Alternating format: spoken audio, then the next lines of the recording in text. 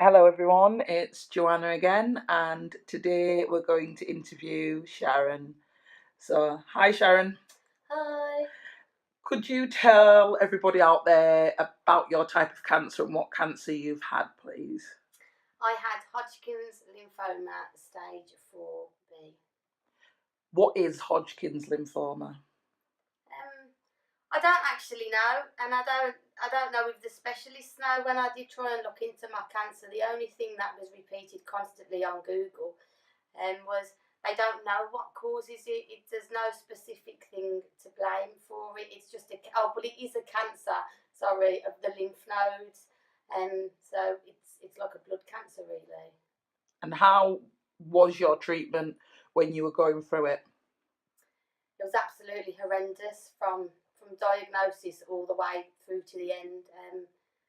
The nurses that are on the chemo ward were absolutely brilliant and very supportive, and they'd ask you questions about how you were coping and getting on. But as to seeing the specialists, and they were unsupportive. Every time they wrote notes, and letters were sent home from every time I met them. The letters were always wrong. In some, they'd said they wrote down the wrong medications that I'd never even been on. They said I'd had a hysterectomy and I still had a womb at that point, and so it just proved how much they didn't listen at all. And even the diagnosis, they was just like, "Oh, you've got cancer, boy," and we left. We had no support from nurses or Macmillan at all. Now, you mentioned that you had no support from nurses in Macmillan, but is that because of the hospital, do you think, that you were in, or because that there wasn't enough resources in that hospital? What's the main reason, do you feel, that you didn't get that support from the medical profession and obviously Macmillan, the non-medical profession? From what we could gather, Macmillan paid the hospital a wage to provide a salary for two Macmillan nurses to help. And so what we could gather from that was when that was secured, the other nurses who were working there, that job went. So instead of keeping the staff and having Macmillan, the hospital resources just relied on Macmillan to pay for the two nurses. I understand, so that the resources were being absorbed, but not absorbed in the correct way, i.e., full staff team plus two Macmillan nurses. Yeah. Understood. So, if you had a support system available to you at the time, what do you think may have been different? And I ask this question because I know that you've been around people who's also had cancer and have heard their story. And I think I wouldn't have felt alone because I just felt so alone through the whole of the chemo. It was just so lonely. I was just in bed all the time, and there was just nobody there for me. I was just alone in my own head, unsupported, no conversations, and that was it. I was just alone, and I suppose if we had support and somebody asked me each time I went in, I was there every 2 weeks. Everyone knew I was going to be there, and they could say, "Look, how have you got on? How are you getting on?" And there was an opportunity for me to speak to them because when we went for the appointments, the nurses were there, but they was kind of running the appointments, and they was in and out, in and out. And every time I went in for chemo, and they checked my bloods to make sure I could have chemo that day, they weren't even in the room. I was only there once or twice towards the end when I started complaining about how bad I was feeling, but then they still didn't even stay in touch. so, is it fair for me to say that your experience within hospital where you were treated was one of a negative? It was horrendous. It was worse than negative. It was absolutely horrendous. And Sharon, how did that negativity impact you and your family life? I didn't recover after chemo. I'd been on lorazepam to get me in and out of chemo because I was that terrified of chemo every fortnight. I was on lorazepam, and so when I stopped chemo, they just stopped the lorazepam, and I didn't know what kind of drug it was because I wasn't looking anything up. I was just existing and trying to survive. I had what do you call it, DTS. I had what do you call it when you come off a drug?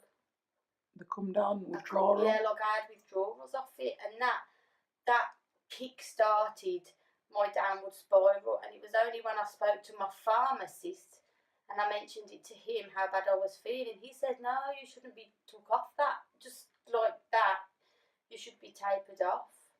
I don't know what the original question was. How did it impact on How my did it impact on family? your family? So I started getting really mentally unwell and suffering from anxiety and stress, and I was shouting a lot, and I was screaming, and I was really angry, and I was really upset.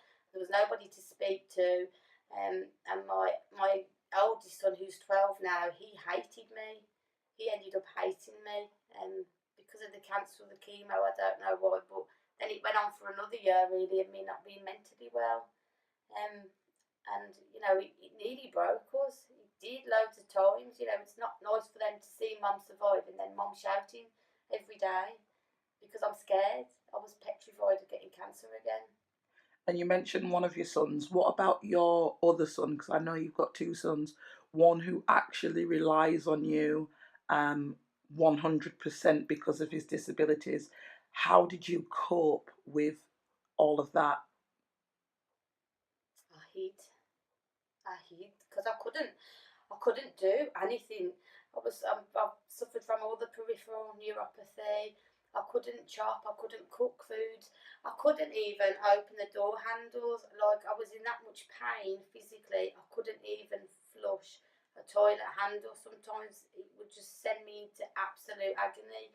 So I hid from not being able to do anything, and I stayed in bed for nearly 10 months. I just hid from everyone and decided that I'll just hide in bed and watch stuff on the laptop. And they didn't know where I was. Like, mum was still in bed sick to them. And I don't know. I don't know how it impacts on them. It's not positive though, is it? Everything got left to my husband again. And he had to help feed Ford and change Ford and watch Ford and tidy up after Ford. And Ford's a little hurricane and he can destroy anything in 2 seconds when you're not watching him. So Ian had all that stress again on his shoulders to do that. And what support has Ian received throughout this whole? None. He's had none. He had his mum and his dad, didn't he? But his dad died in February of a heart attack. And so now, from me just getting better and him needing help, like, my sister would come in twice a week and she'd clean the house for me. And she did that for as long as she could, for about a year. But then as soon as his dad passed away, we've had to go back into the looking after role.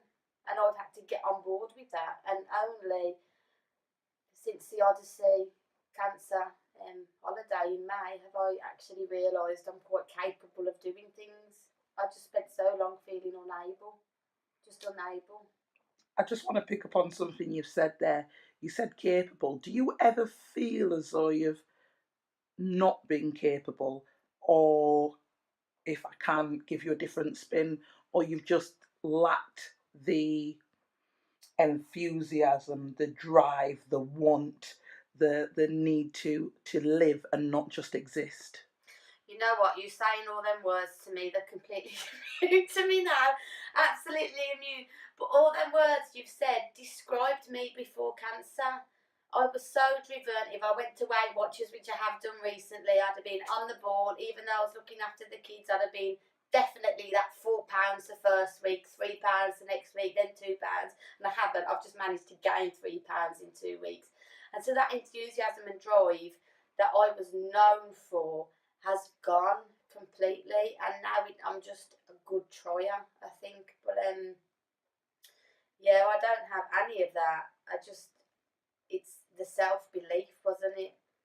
And that's the only thing I've gained that's changed me since the Odyssey course, which was I had self belief. I remember just walking up the hill after everyone had done the traverse, and I knew our bags was halfway up the hill.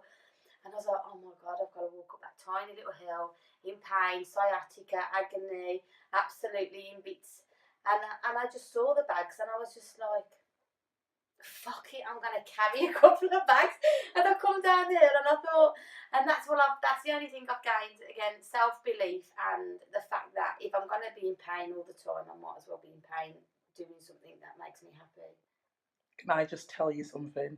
You are awesome, because no person who's not awesome can beat stage 4 Hodgkin's disease cancer. So just give yourself some credit and a pat on the back, because to come out of that on the other side and still have a smile and still get out of bed, that makes you awesome, Alon. But it's like what you're trying to achieve now, though, to have some system in there so that people can experience that same sense of self belief and encouragement from seeing so many other people around you struggling the same battle of recovery. Um, People should be entitled to that, shouldn't they? Well, I was just about to ask you, Sharon. You know what Joe's Hope is. You know what I'm trying to achieve with Joe's Hope. How do you feel a charity like Joe's Hope can help people and others? Well, I tell you how it would help me, and we haven't spoken about this, but just by listening to what you was telling me and listening to about what Joe's Hope is about on the cancer support side, is like, I'd love to volunteer. You know, I'm a qualified reflexologist and I'm a Reiki master. I'm trained Reiki level 3 master. I'm trained in Swedish body massage and, you know, an aromatherapy. And I don't get to utilise these skills anymore. I'm not well enough to go back into the work industry. I'm no good at plugging myself and touting for business. But I'd love to volunteer and help out. That's how it could help me to move forward. But in just receiving treatments and being around people, to inspire people to get by with cancer recovery with a smile on their face, I think is a massive achievement, because getting by without support, it doesn't work. If there is no support, you will not recover from cancer treatment. And you mentioned the word support, and you know that Joe's Hope's not just about information giving. It's not an information giving charity. Yeah. It's a service providing charity. Yes. For the here and the now. So what would you, for example, you've suffered from cancer and had no support, no services available for you. If Joe's Hope was around at the time and you were able to go get a manicure and a pedicure and, for example, maybe microblading and some really nice hair extensions and a I really facial. want to try hair extensions by someone who's qualified and who can deal and understands that. I don't want my hair wrecked at the end of it. Yeah. But how do you feel that that would help, would have helped you? You know what? When I was trying to get support, and it's not like I didn't ask for support, I was fighting for support from the day I realised I was becoming unwell when I'd finished chemo. And I went out and I was like, oh, this is cancer charity called Fresh Winds, and there's one just down the road called the White House Cancer Support. And I was saying, oh, I need a referral from my GP. And he spent months going backwards and forwards with me not getting support. And there's a lot of I don't know, maybe you should just say charlatan charities out there that just want to rape the NHS out of money and say, well, we're supporting your people, so you've got to give us £40 or £50 a treatment, regardless of the quality. And I think to have a charity based setup, that's not saying, well, we can take you, but only with a referral from your GP so we can have money off the NHS. And it's like, no, we don't want the NHS money. We want to raise money ourselves and support people, because that's a brick wall in itself. And I could not get help. And in the end, I saw my doctor and he was like, oh, they just want money off us, Sharon. And I was like, but I'm fucking struggling here, sorry. I'm struggling here, and my family's struggling, and I'm not happy, and I'm not well. What's going on? And I couldn't get the help. There was just too many brick walls. And just to have somewhere like Joe's Hope, and like what you're saying, it's not just in one town. So if I'm not from Milton Keynes, I'm not getting in the door. If you have it in other towns That's and right, cities, in every town and they and city. go, oh, yeah, and the doctors will get more used to it, and then people can get help with the here and now, and you can fix it faster, can't you? Instead of the longer you go on suffering, the bigger the hole you're digging for yourself, and the longer it's going to take to come out. And if they went, oh, Sharon's struggling, she's just finished chemo, she's struggling, or they could have even looked ahead if there was a Joe's Hope and said something like, well, we know Sharon has mental health issues. You know, I don't want telling everyone, but I am bipolar disorder too. And I do manage my illness very well.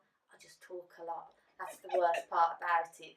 But and said, you know what, Sharon, let's set this up for as soon as you finish finished chemo. Let's get you in there. You've suffered from anxiety all the way through chemo. You've been petrified for 6 months every single day of going back to chemo. You've spent 6 months lying on your bathroom floor vomiting by yourself. Let's get this in place and start you on it straight away. So it's not even just waiting for people who are desperate. You can identify that people actually struggled a lot and maybe get them in there. So the next 2 weeks after chemo and the extreme vomiting, go to Joe's Hope, go in there, see someone, get assessed. Try and be their pre-cancer self again. Yeah. Because that's what Joe's Hope's trying to do, is to get people to feel like themselves again when they look in the mirror, to actually smile at themselves and not think, where's my hair? And I don't think nobody gets it unless they've gone through it, do they? That the actual struggle to recover post cancer is so difficult, and it's a more terrible battle than the cancer, I think, in some sense. But I forgot the horrificness of it now. But the battle to recover is daily. It's absolutely daily. I mean, I spend all day in pain with my sciatica. That's not, hasn't been sorted out. And I'm in agony every single day. And every time in the evening when I'm hell-bent in agony, I just think, you can't help it because it's there. I have this pain because I had drugs to save my life that caused this pain. And that's what people don't understand. These life-saving drugs that you are not forced to take, but you're given the choice of life or death. And it's my belief that the majority of us would choose life and therefore take these drugs. The side effects of them can leave you with lifelong issues. For example, you've had to have a hysterectomy. That means you'll never bear any more children. How do you cope with these things? And sometimes people forget that the mental aspect of cancer, the after cancer aftermath, is so hard to deal with. And Joe's Hope just really wants to be an institution where people can go and be with one another and be themselves without having to fill out 60 forms and wait 12 weeks. You know what, even trying to speak to your cancer team about it, the oncologist, it caused more trauma and it added more pain to it, because then they wrote in the notes that I had suicidal ideologies. And I went, hang on, I never said I was going to kill myself. I've said, what have I lived for? Why am I living? Why am I living like this? When I've done that, I should be myself again. I said, I don't want to live anymore if I've got to feel like that. I never said I was going to jump out of a window. I said, suicide. This is what had the ignorance around the team. And they said, well, I've had personal experiences, so I know. And then they start putting their own ideas on me. And I said, I'm never going to kill myself. Like, I'd never do that. That's a promise I made myself in my early 20s. I said, so I'd never try suicide, but I am struggling, and I will say it. And but I didn't know what to do with me, so they just referred me to the community mental health team, and they did it twice. And it happened in the April when I'd just finished chemo, and it also happened in January this year. To the extent where I was begging them, saying, I'm in absolute agony. I'm in so much pain, it's unbelievable. And now I'm struggling with my mental health again. And the only place they could decide to send me was to a mental health wing. And that was just horrendous, because I got locked in for 4 days. I got and then nobody changed my drugs or did anything. So there's just so much ignorance in there. And just to go back to the point that you've gone through all of this and you've got a family, and there's no support system out there. Could you just tell me in a few sentences, if possible, what you think having a support system for your husband, a support system for your children, which is one of the things that Joe's Hope wants to do? This goes into the second part of your charity, doesn't it? The community-based things. And I think that's why people and families become so isolated and alone, because nobody knows anyone on the street anymore. No one knows anybody in the road anymore. We're all confined to now TV and how quickly we can get through Game of Thrones microphones or some apps. So that's what we do all day. We don't speak to anyone, and especially if you're not working, you have less of an identity and you become more cocooned in your own world. And so that second part of your charity, which I'd love that. I really want communities back together. I really want people being people back together, not a Muslim based group or, a white race group or, an Indian based group. Just people being people, coming together in community based things and just talking, because that's what will help the recovery, because you go in there as a family and everything's relaxed, and it might just be a coffee morning where people actually do relax and talk to people for a couple of hours, and then you meet other people and you realise actually they're going through this and they're going through this, and that meeting other people and being able to identify with them actually relieve some of the pressure, which is what happened to me with the Odyssey. It's meeting people and knowing other people have the same anxieties, whether they've had cancers or not, and just being with other people is important. And I think that's what helps, isn't it? It's laughing, it's food for the soul, and that's what we all need, isn't it? We need to stop being separate, and something needs to happen to bring us all back together as human beings. And so why can't it be Joe's Hope? Why shouldn't it be Joe's Hope? Do you know what I mean? It's possible. Other things are possible. So Sharon, I've got one more question to ask you, and it's basically just sum up for the people that are going to watch this video. Joe's Hope, cancer, and you. What do you mean, like? Just give me a few words. What you think? It could be inspirational. It could be experimental. It could be exciting. It could be successful. It could be groundbreaking.